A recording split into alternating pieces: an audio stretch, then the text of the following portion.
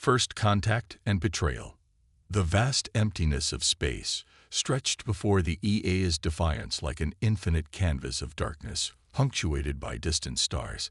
Captain Nora Chen stood at the command center, her dark eyes reflecting the holographic displays that surrounded her. The experimental vessel represented humanity's greatest technological achievement, a quantum-drive warship designed to propel Earth beyond the confines of its solar system. All systems nominal, Captain, reported Commander Jackson, his voice steady despite the tension that permeated the bridge. We're approaching the uncharted sector.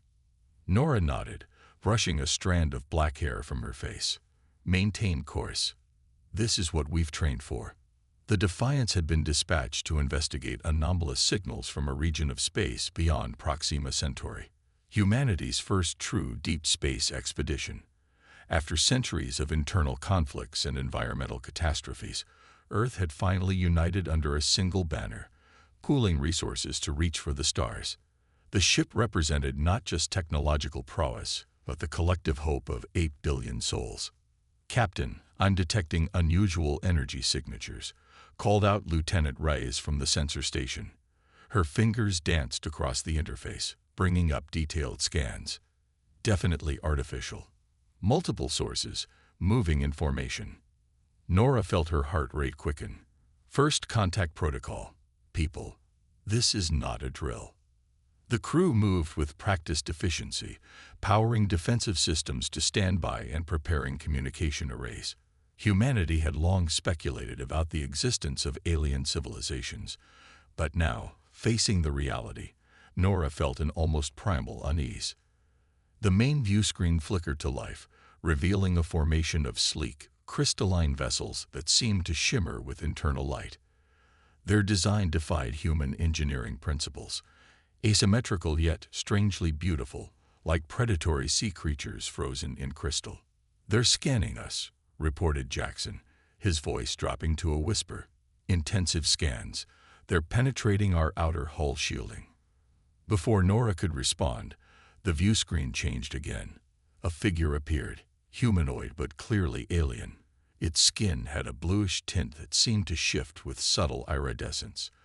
4 eyes, arranged in a diamond pattern, regarded them with unnerving focus.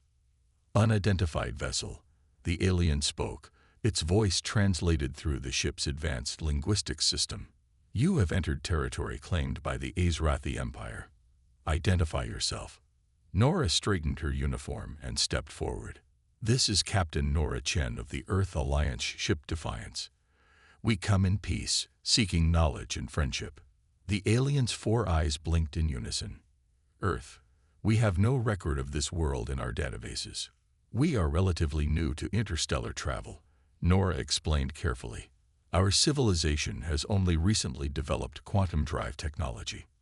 Something shifted in the alien's expression, a subtle change that sent a chill down Nora's spine. You will power down your vessel and prepare to be boarded for inspection, the Azrathi commander stated, all pretense of diplomacy vanishing.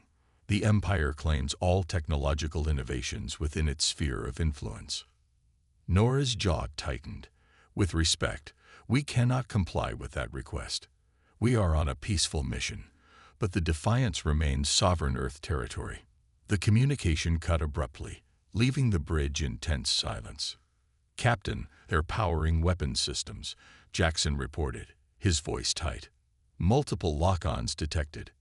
Nora's mind raced through options.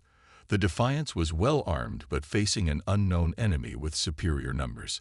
Evasive maneuvers, pattern delta. Bring defensive systems online but hold weapons. The ship lurched as the helmsman executed the command, but the Azrathi vessels moved with uncanny coordination, maintaining their targeting solutions. The first impact came seconds later, a blast of energy that caused the ship to shudder violently. Direct hit. Port shield at 60%, called out Lieutenant Commander Davis from Tactical. They're using some kind of focused plasma weapon. Return fire, defensive pattern only, Nora ordered. Target their weapons systems. The Defiance's pulse cannons flared to life, sending brilliant lances of energy toward the lead Azrathi vessel. The shots connected but seemed to dissipate across some kind of energy field. Minimal damage to target, Davis reported grimly. They'd got adaptive shielding technology. Another barrage hit the Defiance, more powerful than the first. Warning klaxons blared across the bridge as systems reported damage. Shields at 30%. Jackson shouted over the noise. Engineering reports quantum drive destabilizing. Nora gripped the command rail, her knuckles white. The Ezrathi had initiated hostilities without provocation, a clear act of aggression against a species they'd just encountered. Whatever this empire was, they clearly saw humanity as a threat to be eliminated or subjugated, rather than a potential ally. "Get me Dr. Ishiguro in weapons development," she commanded, her voice steady despite the chaos. "Authorization, Chen, Alpha 09. The bridge crew exchanged glances. The Defiance carried experimental weapons systems that only the captain and a select few were fully briefed on. Technology developed in secret and installed as a last resort. Dr. Rin Ishiguro's face appeared on a secondary screen, her lab illuminated by emergency lighting. "Captain, are we at that point already?" "I'm afraid so, Doctor. The Ezrathi have made their intentions clear. Prepare the Prometheus Protocol." Ishiguro's expression hardened as she nodded. "Understood. Initiating sequence now. Be advised, this is still experimental technology." The ship rocked again as another hit landed. "We're out of conventional options," Nora replied. "How soon?" 2 minutes to full deployment. "I need to calibrate the quantum resonance field." On the main view screen, the Ezrathi vessels moved into a tighter formation, preparing for what appeared to be a coordinated strike that would likely cripple the Defiance completely. "All hands, brace for impact," Nora announced shipwide. "Divert all remaining power to forward shields." The next assault came with devastating force. Multiple energy beams converged on the Defiance simultaneously, overwhelming its defenses. Consoles exploded in showers of sparks, and the bridge lighting flickered to emergency mode. Shields critical. Multiple hull breaches on decks 4 through 7. Jackson's voice was barely audible over the cacophony of alarms. Automatic seals engaged. Nora watched as the Ezrathi commander's face reappeared on screen, its 4 eyes gleaming with what she interpreted as satisfaction. "Your technology is impressive for such a young species," it stated coldly. "Submit now, and we may preserve your knowledge before we cleanse your world." Nora met its gaze unflinchingly. "Humanity doesn't submit to threats. We've faced extinction before and survived." A small indicator on her command console flashed green. Ishiguro's signal that the Prometheus Protocol was ready. "In fact," Nora continued, allowing herself a small smile, "we've learned to come prepared." She pressed the activation sequence, and for a moment, everything went still. The Defiance seemed to pulse with energy that radiated outward in invisible waves. On the view screen, the Ezrathi vessels suddenly stopped, their weapons powering down as their systems encountered something completely outside their experience. The Prometheus Protocol was humanity's most closely guarded secret, a quantum field generator that could temporarily rewrite the physical laws within its sphere of influence. Within that bubble, complex technology dependent on standard physics simply ceased to function as expected. "What have you done?" demanded the Ezrathi commander, genuine alarm evident in its voice for the first time. "Leveled the playing field," Nora replied calmly. "Now shall we discuss terms?" The alien's 4 eyes widened as it realized the implications. In the space around both vessels, the stars themselves seemed to shimmer and distort, reality itself bending to human ingenuity. The battlefield went silent as humanity's warship made its grand entrance to the galactic stage. The Reckoning. Supreme Commander Zex Kaloth of the Ezrathi Imperial Fleet paced the command deck of his flagship, the Inevitable Dominion. His iridescent skin flickered between shades of blue and purple, a visible manifestation of his agitation. "Impossible," he muttered, reviewing the sensor data for the 20th time. "No emerging species should possess such technology." His second-in-command, Sub-Commander Vix, maintained a respectful distance. The human vessel has withdrawn to the outer reaches of the system. Supreme Commander, they appear to be conducting repairs. Zexkalov's 4 eyes narrowed. And our vessels. 3 destroyers still inoperative. The others are gradually restoring systems, but the quantum disruption has caused damage unlike anything our engineers have encountered.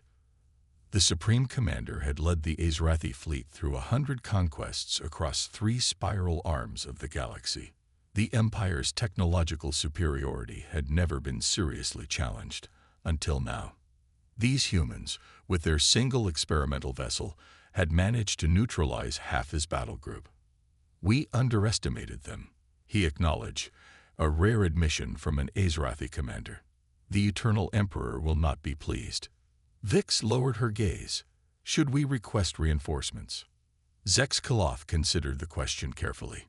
To do so would be to admit failure, potentially fatal to his career and lineage.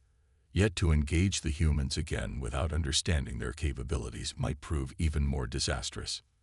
Negative. The nearest battle group is 3 cycles away. By then, these humans could have called their own reinforcements. He turned to face the tactical display. We will engage them again, but this time, we will be prepared. Aboard the Defiance, the mood was somber but determined. Emergency repair crews worked around the clock to restore critical systems, while the medical bay dealt with casualties from the Azrathi attack. Captain Chen studied the damage reports in her ready room, a cup of cold coffee forgotten beside her. The door chimed softly. "Enter," she called, not looking up from the displays. Dr. Ishiguro stepped in, looking exhausted but resolute. "The Prometheus system is back online, Captain, but the power requirements nearly burned out our main reactors. We can't activate it again without significant repairs." Nora nodded. "It bought us time, which is what we needed. What's your assessment of the Azrathi technology?" Ishiguro sat heavily in the chair opposite. "Advanced, but not insurmountable. Their vessels show evidence of extensive genetic engineering integrated with their ship systems, almost like their technology is partially organic in nature. Which explains why the quantum disruption was so effective," Nora mused. "Organic systems would be even more susceptible than purely mechanical ones." "Exactly. But they're adaptable. If we face them again, they'll have modified their approach." The intercom chimed. "Captain," came Commander Jackson's voice, "long-range sensors are showing movement. The Azrathi fleet is reforming." Nora exchanged a glance with Ishiguro. "They're coming back for round 2. Thoughts?" The scientist's expression was grim. "The Prometheus protocol needs at least 48 hours to recharge. We need another option." "Then we'll make one," Nora decided, standing. Humanity didn't get this far by giving up when the odds turned against us. As the Defiance's crew prepared for the next encounter, something unexpected happened. A transmission cut through the interference, not from the Azrathi fleet, but from deeper in the system. "Captain," called Lieutenant Reyes, "I'm detecting a new signal. It's using Earth protocols." Nora rushed to the bridge, hope and confusion warring within her. "That's impossible. We're the only Earth vessel in this sector." The main view screen activated, revealing a face that caused the entire bridge crew to stare in disbelief. The man was clearly human, dressed in a uniform similar to their own, but with subtle differences. "Ease Defiance. This is Admiral James Donovan of the Earth Alliance Vanguard Fleet. Stand by for reinforcements. I say again, stand by for reinforcements." Nora found her voice. "This is Captain Chen. Admiral, we weren't aware of any other Earth vessels capable of interstellar travel." The Admiral's expression was solemn but carried a hint of pride. "That's because we don't officially exist, Captain. Project Vanguard has been Earth's silent guardian for the past 15 years, establishing hidden outposts in neighboring systems." As if to emphasize his point, sensors began detecting new signatures, dozens of them, emerging from what appeared to be fold space distortions. The quantum drive that powers the Defiance was just the public face of our technological development. Admiral Donovan continued. Earth anticipated that our emergence onto the galactic stage might not be welcomed by everyone. On the tactical display, Nora watched as vessel after vessel appeared, an entire fleet of Earth ships, each bearing the same distinctive design elements as the Defiance, but clearly more advanced in configuration. "You were a test case, Captain Chen," Donovan explained, "sent out openly to gauge the reaction of potential alien civilizations. The Ezrathi response has confirmed our worst fears and justified our preparations." The implication struck Nora like a physical blow. The Defiance hadn't been humanity's first and only deep space vessel. It had been bait. She and her crew had been placed deliberately in harm's way. "With respect, Admiral," she replied, keeping her voice steady despite her shock. "My crew deserved to know the risks." "And would you have acted differently if you had?" he countered. "Would your first contact protocol have changed? Would you have shown the Ezrathi anything other than humanity's best face?" Before she could respond, tactical alerts blared. The Ezrathi fleet was advancing, apparently detecting the new arrivals. "We'll continue this discussion later, Captain," Donovan said firmly. "For now, take your position in the formation. It's time the Ezrathi learned that humanity is not to be trifled with." Supreme Commander Zex Kaloth stared at the sensor readings in disbelief. Where there had been a single human vessel, there were now dozens, an entire battle fleet that had somehow appeared without warning. How did they conceal such a force? He demanded of no one in particular. Our surveillance networks should have detected them. Vix's skin had paled to an almost white shade, a sign of extreme distress among the Ezrathi. "Supreme Commander, these readings suggest technologies we've only theorized about. Fold space manipulation, temporal shielding. These humans are not the emerging species we believe them to be." A new transmission cut through their communication systems without permission. A human face, older and more weathered than the female captain they had encountered initially. "Ezrathi Fleet, this is Admiral James Donovan of the Earth Alliance. Your unprovoked attack on one of our vessels constitutes an act of war against humanity. However, we are prepared to resolve this conflict diplomatically if you withdraw immediately from this sector." Zex Kaloth bristled at the human's tone. "You dare dictate terms to the Ezrathi Empire? We have conquered 1,000 worlds." "And yet you've never encountered humanity," Donovan replied calmly. "There's a reason for that. We've been watching the galaxy for longer than you realize, choosing to remain hidden until we were ready to emerge. Your attack on the Defiance has forced our hand." As if to emphasize the human's words, the Earth vessels began moving into a formation that Ezrathi tactical systems couldn't identify, a pattern that seemed to create strange resonances in subspace itself. "Last chance, Commander," Donovan stated. "Withdraw, and we can establish diplomatic relations. Continue your aggression, and we will respond in kind." Pride warred with pragmatism in Zex Kaloth's mind. The Empire had never retreated, never shown weakness. Yet these humans had technologies that defied understanding and a fleet that had appeared from nowhere. "Supreme Commander," Vix urged quietly, "the Eternal Emperor would not want the fleet sacrificed needlessly. We can return with the full might of the Empire." After a moment of tension that seemed to stretch into eternity, Zex Kaloth made his decision. "We will withdraw," he told the human admiral. "But know this, the Ezrathi Empire does not forget. We will return." Donovan nodded once. "We'll be waiting. And next time, perhaps we can meet as equals rather than as enemies." As the Ezrathi fleet disengaged and prepared to depart the system, Zex Kaloth reflected on the encounter. In all the Empire's history, no species had forced such a retreat. These humans were different, dangerous in ways that went beyond mere technology. They had been watching, learning, preparing. For the first time in his long career, the Supreme Commander felt something unfamiliar, respect mingled with fear. The galaxy had changed forever with humanity's arrival on the stage. The battlefield went silent. as the balance of power shifted among the stars.